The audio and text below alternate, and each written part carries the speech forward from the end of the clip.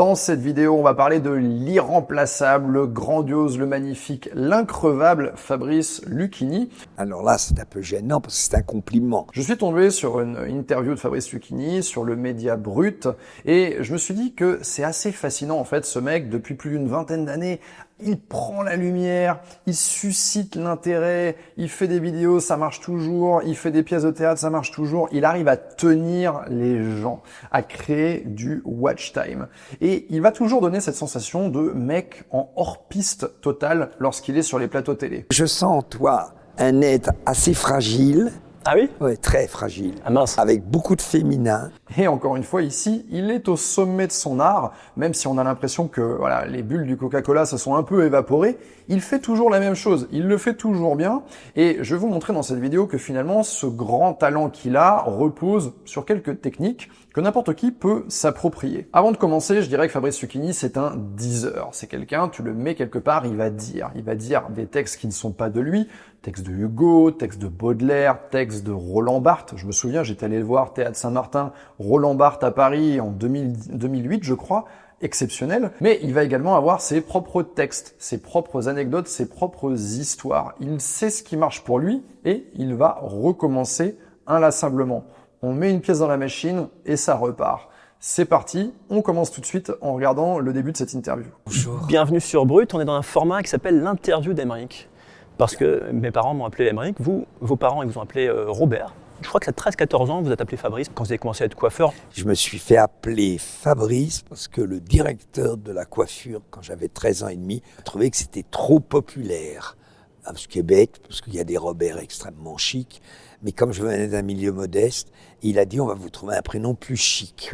Bon, ils m'ont dit Jean-Octave ou Fabrice. Peut-être préféré Fabrice. Je me suis dit au niveau meuf, c'est peut-être plus efficace. À 14 ans, c'était mon obsession. Dès le départ, Lucchini fait exploser le cadre de l'interview. Que ça vous apparaisse clairement ou pas, en fait, il est déjà en train de prendre le contrôle. Normalement, une interview, c'est une question, une réponse, une question, une réponse. Ici, il va utiliser la première question de l'intervieweur sur son prénom pour justement déjà raconter qui il est, mais il veut tout de suite en fait placer des éléments, donc son travail de son job d'enfance d'étudiant là dans un salon de coiffure et son obsession pour les femmes. C'est déjà des portes d'entrée en fait qui vont lui servir à naviguer vers d'autres anecdotes. Toute personne qui est douée dans l'art oratoire a en fait ces anecdotes, ces petits post-it en fait. Et on sait qu'on ne peut pas aller directement sur une anecdote sans avoir un élément de transition. Donc ici, c'est très utile. Mon obsession pour les femmes, voilà, c'est dit, c'est fait. Il va beaucoup parler des femmes et il pourra y revenir un petit peu comme il veut. Par ailleurs, c'est quelque chose qu'il fait depuis de nombreuses années, comme ici il y a 20 ans. Vous allez tomber le masque ce soir. Oh, vous avez envie? Non, j'ai pas une hyper envie, mais je fais ce que vous allez me demander de faire. Bon, je ne vous ai pas obligé, Fabrice. Ah, je fais ce que vous me demandez. C'est vrai? Je suis très obéissant, surtout avec les femmes. Ah bon? Ouais. Et plus avec les femmes qu'avec les hommes. Mais je vois pas beaucoup d'hommes.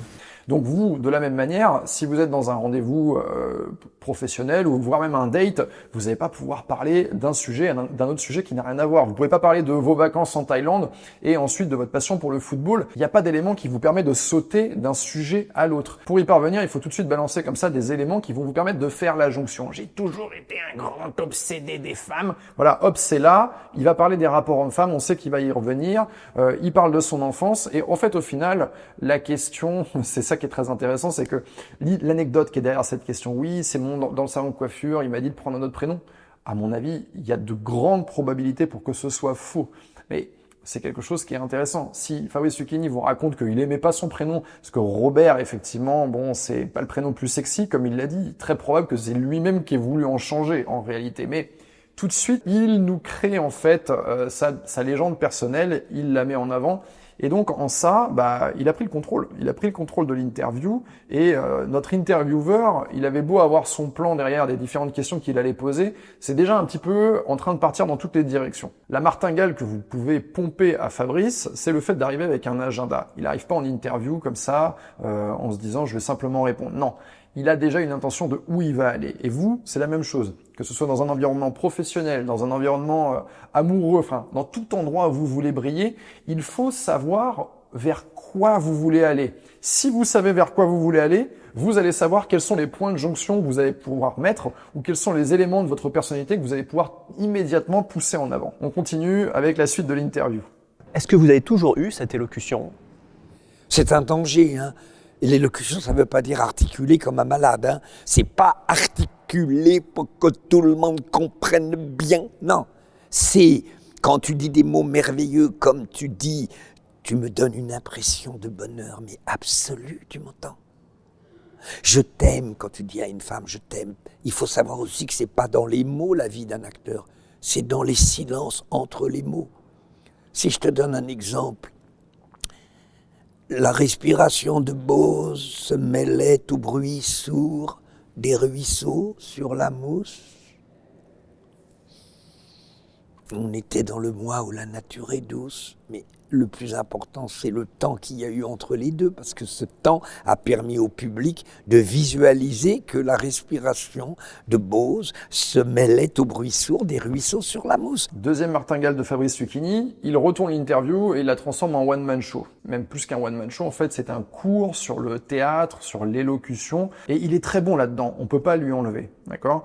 Il commence en disant, oui, les gens, ils savent plus parler, c'est pas comme ça articulé. Il va réutiliser des éléments qu'il maîtrise très bien, en fait, de son travail, de ses scènes, et il va le réinjecter ici dans son cours. La jupe de la jeune fille s'entrouvrait légèrement. L'intervieweur, Emmerich, devient le spectateur du one-man show Lucchini. Ça, c'est quelque chose que vous pouvez également vous réapproprier. Et ce qu'il faut savoir, c'est que vous n'avez pas besoin d'être Lucchini, vous n'avez pas besoin d'être acteur, de faire du théâtre.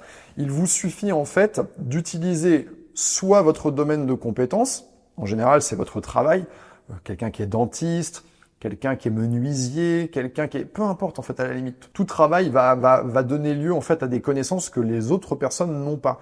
Ou d'utiliser vos passions, donc de prendre des éléments dans lesquels vous êtes ultra pointu et de les injecter. Ce qui est impressionnant et ce qui est fascinant ici, c'est la maîtrise. C'est la maîtrise de quelque chose. En réalité, c'est pas le réciter du Baudelaire, c'est pas fascinant en soi. C'est de voir quelqu'un qui est véritablement en train de montrer sa maîtrise. Donc, si vous aussi, vous arrivez à montrer que vous êtes ultra pointu sur quelque chose, même si ce quelque chose, c'est de savoir qui a marqué le but de la finale de Coupe du Monde 1958 de machin, de citer des buts à telle minute, bah, rien que ça, c'est pointu en fait. Parce que c'est avoir des connaissances que 90% des gens n'ont pas. Donc apprenez à prendre ce qui fait de vous quelqu'un d'exceptionnel en termes de compétences et de connaissances, injectez-le dans la conversation et vous allez briller comme Fabrice. Je fais des 15 jours sans portable, enfin j'essaye. Ouais. Ah là, je suis absorbé, là, je suis complètement niqué.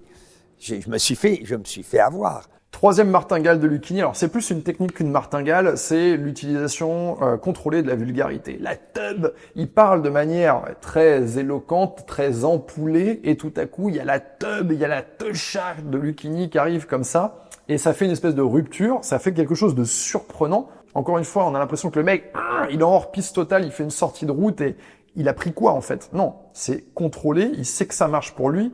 Encore une fois, il le faisait déjà chez Ardisson il y a 20 ans, ça fait rire à la galerie, et c'était inattendu en fait. C'est inattendu que Lucchini dise tub ou dise techa, ça colle pas avec le personnage, et tout à coup, bah en fait, ouais, on est fasciné parce que le spectateur attend ça en fait. Ce qui fait qu'un spectateur passe un bon moment, c'est ne pas savoir ce qui va se passer dans la seconde suivante. Et Lucchini nous offre ça en utilisant la vulgarité contrôlée. Je suis l'incarnation, malheureusement, de cette pathologie qui est se construire dans le regard des autres. Mais disons qu'après 40 et quelques années d'analyse, j'ai fait un tout petit progrès. Ouais. Mais malheureusement, je suis triste de la décevoir, mais je suis pas à ce niveau-là. Ah, Lucchini et l'analyse, ça c'est son grand sujet, on l'attend là-dessus, c'est son gros chapitre. J'ai fait des analyses toute ma vie, je suis très anxieux, je suis très tourmenté. Peut-être que c'est vrai, peut-être que ça n'est pas vrai, mais en tout cas c'est quelque chose qui ressurgit inlassablement. Et après 30 ans de psychanalyse, on peut se dire que c'est déjà costaud, 30 ans de psychanalyse. Oui, on va plutôt encore plus mal, oui. C'est vrai? Bah c'est normal, dis donc, on va dans les sables mouvants, faut être solide. Il a construit son personnage public là-dessus, et je sens qu'on va vers quelque chose avec ça. Pourquoi tu as marqué Homme des Bois? Alors, effectivement, c'est une marque, il y a marqué Homme des Bois, je trouvais ça marrant. parce que je sens en toi... Alors, on ne voit pas l'image, hein, donc Oui. j'ai un t-shirt où il y a Il a un marqué Homme des Bois. t-shirt Homme des Bois. Alors que je sens en toi, sans faire de psychanalyse de bas étage, un être assez fragile, Ah oui? ouais, très fragile, Ah mince. très séduisant parce que justement fragile, avec beaucoup de féminin, et surtout, tu ne te prends pas pour quelqu'un d'autre. C'est très rare. Encore une fois, il a déjà le contrôle de l'interview depuis 20 minutes, mais il le conserve en cassant le sens des questions-réponses. C'est plus la personne qui l'interroge, c'est lui qui prend. Il va prendre quelque chose dans le contexte, ici la tenue d'Emeric, et il va dire pourquoi il y a marqué Homme des Bois sur ton truc, et il va partir, il raccroche les wagons. Juste avant, il parlait de psychanalyse, vous voyez, c'est pas un hasard en fait, et là il va essayer de faire pareil, comme il dit, psychanalyse de bas étage, en décryptant un petit peu la personne qu'il a en face de lui. Il est réjouissant quand il fait ça d'ailleurs, il l'a très bien fait dans un passage qui est ultra connu, où il est à la plage comme ça, et il caricature en fait les couples qui voient le mari qui marche au loin, qu'en peut plus de sa femme, il en peut plus, il est déprimé. Tu vois, c'est un Bourges, mais il a l'air totalement déprimé. Il sait plus s'il faut s'arrêter, pas s'arrêter. Eux, ils s'arrêtent, lui, il veut pas. Il y a rupture avec le groupe. Tu vois, regarde, il a une espèce de gros moment où il y a révolte. C'est-à-dire qu'il veut plus rien. Il veut même plus qu'on parle. Il en peut plus de sa meuf qui parle. L'autre est plus en forme. Il adhère. Mais l'autre, il en a marre. L'autre est en super dépression. D'ailleurs, l'acte de désinhibition d'enlever le t-shirt était déjà les premiers symptômes d'une déglingue.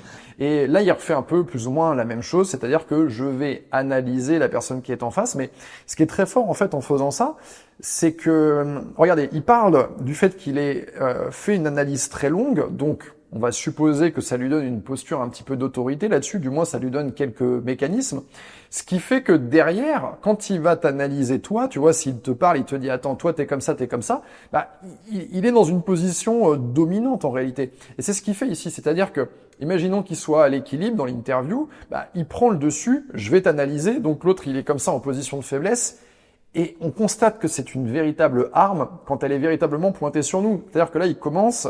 C'est pas sympa ce qu'il lui dit, je suis désolé, de dire au mec que t'es fragile, t'as une grande féminité. Dites-moi en commentaire s'il y a des hommes qui regardent cette vidéo. On n'aime pas en général être qualifié de la sorte. Mais bon, derrière, il est quand même dans un exercice bienveillant. Il faut pas qu'il soit présenté comme quelqu'un de malveillant. Donc, il retourne ça en faisant du compliment, en disant qu'il est aussi très séduisant parce qu'il est aussi très courtois. En tout cas, comprenez ça, c'est que le fait d'analyser la personne en face, de prendre 2-3 points saillants, de se baser là-dessus et de caricaturer la personne, c'est quelque chose d'extrêmement puissant et aussi d'extrêmement dangereux. Voilà ce qu'on pouvait dire sur les différentes martingales de Lucchini, un très grand acteur, monstre. Je vous invite vraiment à regarder l'interview, mais aussi à regarder les différents films de Lucchini. Vous pouvez regarder quels sont les meilleurs. En l'occurrence, il faut pas oublier qu'il est ici pour parler d'un film. On est dans une vidéo de promotion. On n'invite pas Fabrice Lucchini ou n'importe qui, n'importe quel acteur, quand il n'y a pas à minimum un bouquin, une pièce de théâtre et un film derrière. Donc là, le film, je vous explique, sur une vidéo de 40 minutes, il va parler du film, il va essayer un petit peu de donner envie aux gens d'aller en salle sur 2-3 minutes. Mais quand on regarde l'interview, bah, on voit que l'intervieweur aussi, il oriente Lucchini sur ses sujets. Voilà, il lui fait faire son show en fait. On veut un spectacle de Lucchini, donc on a la politique avec je suis de gauche, je suis de droite, la psychanalyse, les femmes. Ouais, il nous fait tout le tour de ces différents sujets. Et finalement, qui va se souvenir du film qui, à mon avis, est quand même une bonne daube. Peut-être que lui-même le sait déjà au moment où il fait l'interview. Finalement, le vrai but de la vidéo qui est de faire la promotion, bah, on passe à côté. On se souvient pas tellement du film dont il parle. Mais par contre, il fait un énorme personal branding dans cette vidéo. Et Lucchini, faut pas oublier que oui, il joue dans un film. Il va interpréter un rôle dans un film. Mais également, son fond de commerce, comme il le dit lui-même dans cette interview, c'est le théâtre en fait. Il faut faire rentrer les gens. C'est un exercice pour lui. Ce genre de vidéo, en fait, a un double but. Oui, je parle du film, mais surtout, bah, des gens vont me connaître, se rappellent que je suis au théâtre, se rappellent quel est le théâtre, quelles sont les pièces que je joue au théâtre, et ça va donner également envie aux gens de venir. Donc je pense que cet exercice est plus intéressant pour Fabrice Lucchini qui fait ses pièces de théâtre que pour Fabrice Lucchini qui est acteur dans un film. Ça fait double emploi et c'est peut-être pas plus mal pour lui parce que il a peut-être plus d'intérêt à faire venir les gens dans son théâtre. Voilà ce qu'on pouvait dire sur cette vidéo. Je vais vous mettre en suggestion 2 vidéos très intéressantes et n'oubliez pas de mettre un pouce vers le haut si vous avez apprécié cette vidéo, vous abonner à ma chaîne et moi je vous dis à très vite.